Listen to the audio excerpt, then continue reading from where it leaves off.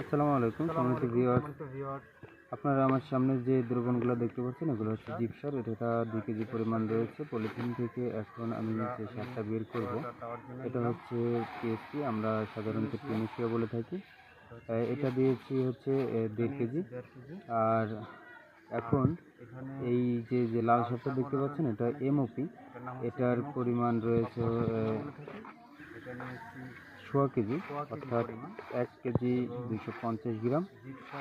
তো আমি এর সাথে নিয়ে নিলাম হচ্ছে নাইট্রোজেন, যেটাকে আমরা সাধারণত ইউরিয়া বলে থাকি। এটা নিয়ে নিলাম হচ্ছে 1 কেজি 750 গ্রাম। তো এটাই হচ্ছে আপনাদেরকে ইতিমধ্যে আমি দেখিয়েছি যে আমি লাউ গাছের চারপাশে 22 ইঞ্চি পরপর স্কোয়ার গর্ত করে নিয়েছি। এই গর্তের ভিতরেই বেসিক্যালি এটাকে আমি প্রদান করব।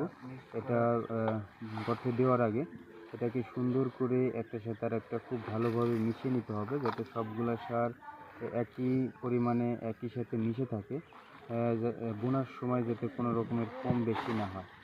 তো সকলে সঙ্গেই থাকুন সার বোনা দেখার জন্য। এখনকার মতো বিদায় নিচ্ছি। আসসালামু আলাইকুম।